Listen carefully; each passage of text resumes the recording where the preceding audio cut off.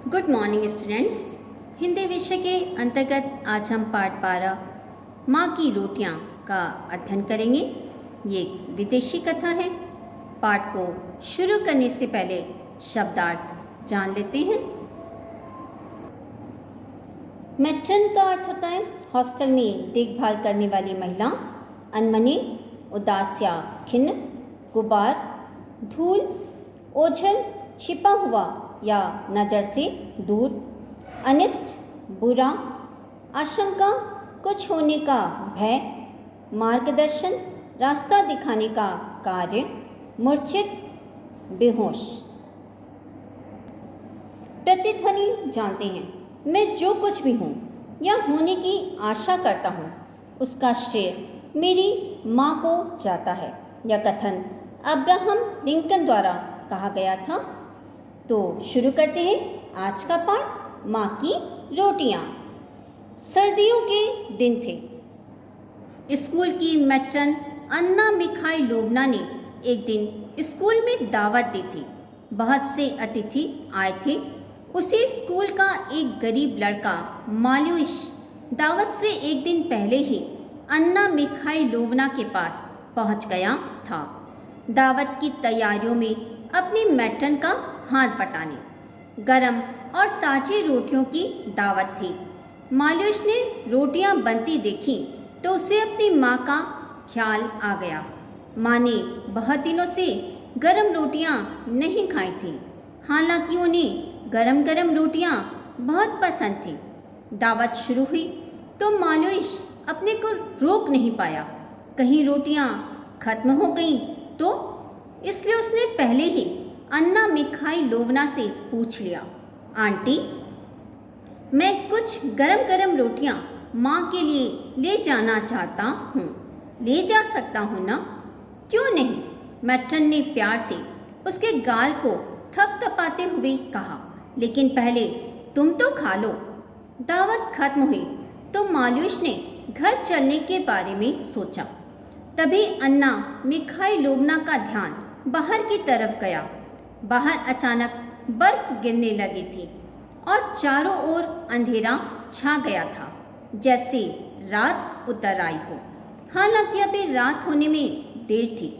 मौसम खराब होता देख अन्ना को चिंता हुई। ओह माल्यूस, बाहर तो बहुत बर्फ गिर रही है। इस खराब मौसम में तुम घर कैसे जा सकोगे? माल्यूस ने खिड़की से झांक कर देखा तो क्षण भर के लिए वह निराश हो गया।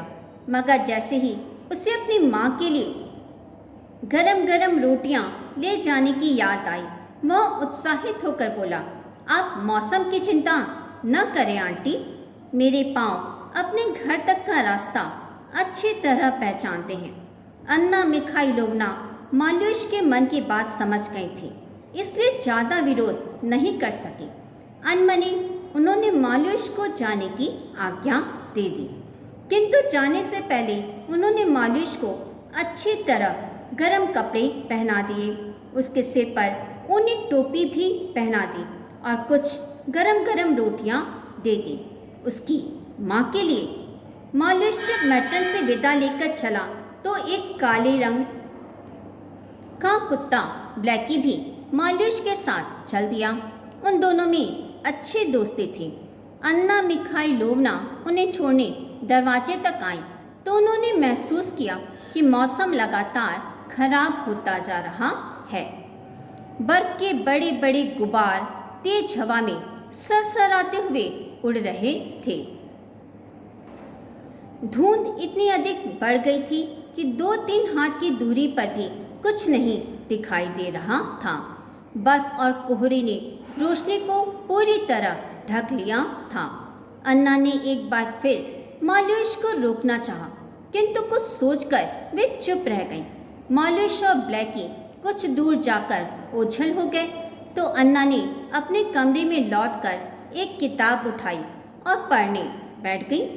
लेकिन पढ़ने में उनका मन नहीं लग रहा था।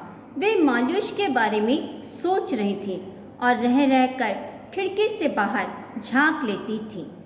बर्फ और हवा ने अब बर्फानी तूफान का रूप ले लिया था।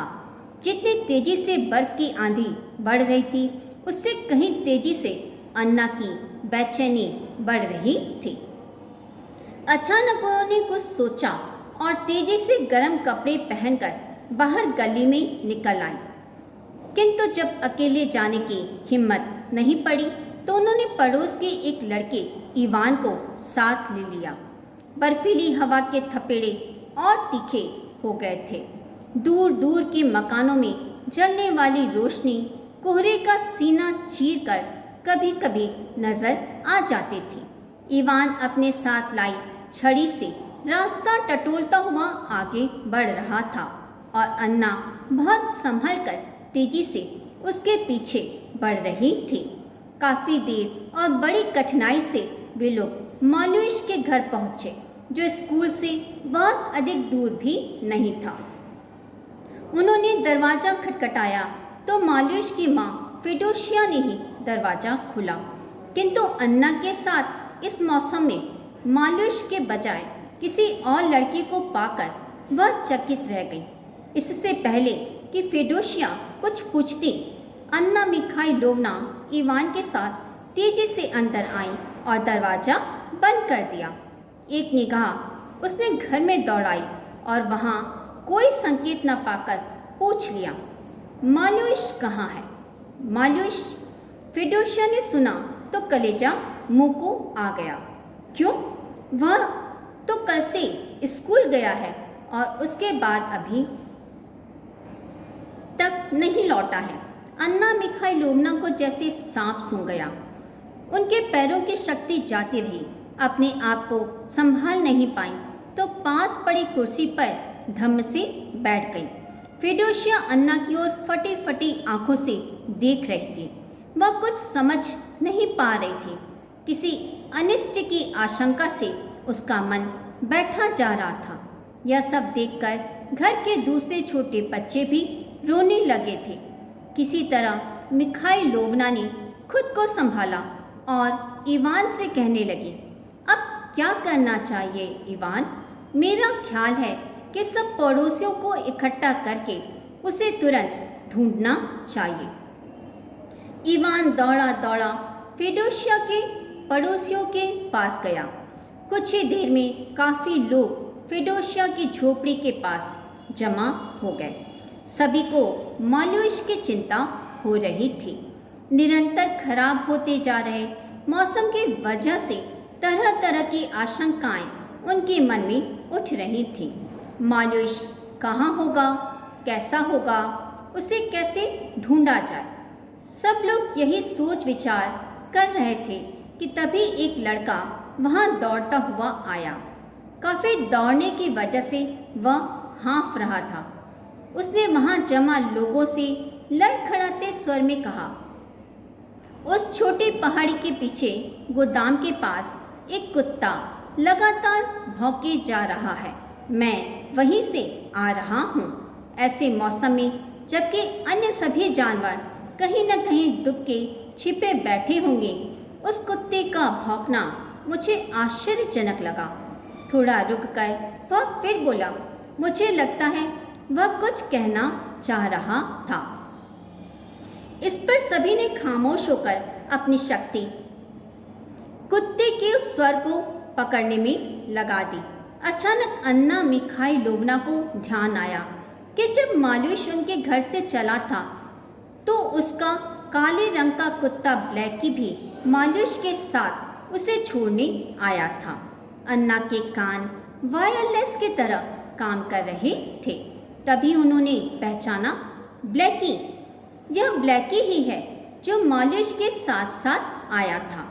अन्ना के चेहरे पर उत्साह की एक तरंग दौड़ गई। चलो, हमें बिना वक्त गंवाए मालुइश को खोजना चाहिए। लोगों ने तुरंत कुदाल, फावड़े और कंदील उठाए। ब्लैकी के लगातार भौंकने का स्वर उनका मार्गदर्शन कर रहा था। साएं साएं करती बर्फीली आंधी में उनके कदम तेजी से चल रहे थे। ब्लैकी की पुकार तेज हवा और बर्फ के टुकड़ों से छितराकर बिखर बिखर जाती। उसी तरह ब्लैकी के भौंकने का स्वर भी हवा की सनसनाहट के साथ कभी आता, कभी रुक जाता। धीरे धीरे ब्लैकी का स्वर स्पष्ट हो गया। उसके भौंकने में पीड़ा के संकेत भी स्पष्ट सुनाई पड़ रहे थे। कुछ ही क्षणों में लोगों ने एक बड़ी और काली वस्तु को उस बर्फ के थपेड़ों से टकराकर अपनी ओर आते देखा। मिखाइलोवना ने पहचाना, ब्लैकी, ब्लैकी। ब्लैकी ने जैसे पूरी ताकत लगाकर आखिरी बार दौड़ने की कोशिश की। अन्ना के पास पहुंचकर उसने एक चक्कर काटा और गिर पड़ा। अन्ना ने उसे धीरे से उठाया और गले से चिपका लिया। ऐसा करने से ब्लैकी में जैसे नई ताकत आ गई। अन्ना की गोद से उतरकर वह तेजी से भागा और बर्फ के एक ढेर को तेजी से अपने पंजों से खोदने लगा। उसे ऐसा करते देखकर लोगों ने बहुत फुर्ती के साथ उस बर्फ के ढेर को हटाया। धीरे धीरे उस ढेर के नीचे मालूश दिखाई देने लगा। मालूश को देखते ही फेडोसिया ने रोना शुरू कर दिया, किंतु अन्ना मिखाइलोवना ने साहस और धैर्य से काम लिया। उन्होंने सबसे पहले उसकी नब्ज देखी, वह चल रही थी। अन्ना के चेहरे पर राहत के भाव आए, मगर भयंकर सर्दी की वजह से मालूश का सारा शरीर अकड़ा पड़ा था। वह मूर्छित था। अन्य लोगों की मदद से अन्ना ने मालूश को उठाया। वे लोग जल्दी से उसे फेडोसिया की झोपड़ी में ले आए। मालूश के सब कपड़े उतार दिए गए। पास ही तेज आग जलाई गई। उसके शरीर पर अच्छी तरह मालिश की गई। इवान इन सब कामों में काफ़ी मेहनत कर रहा था। फेडोसिया अब भी धीरे धीरे सुबक रही थी। थोड़ी ही देर में मालूश के शरीर में हरकत होने लगी। उसका अकड़ा हुआ शरीर धीरे धीरे खुलने लगा। यह देखकर वहाँ उपस्थित सभी लोगों के चेहरों पर हर्ष की लहर दौड़ गई। मालूश के छोटे भाई बहनों की आंखों में खुशी के आंसू भर आए। धीरे धीरे मालूश ने आंखें खोल दी। वह आश्चर्य से चारों तरफ देखने लगा। वह समझ नहीं पा रहा था कि यहाँ इतनी भीड़ क्यों जमा हुई है। तभी उसकी नज़र अपनी माँ पर पड़ी। माँ की आंखों में खुशी के आंसू थे। मालूश उठ बैठा और अपनी माँ के चेहरे को अपने दोनों हाथों में भरकर बोला, रो मत माँ, देख मैं तेरे लिए अपने मैट्रन के घर से गरम गरम रोटियां लाया हूँ। माँ ने कसकर मालूश को अपने सीने से लगा लिया और फफक फफक कर रो उठी। अन्ना मिखाइलोवना ने आगे बढ़कर मालूश के सिर पर हाथ फेरा और बड़ी मुश्किल से अपने आंसुओं को काबू में किया। वहाँ उपस्थित अन्य लोगों का भी यही हाल था।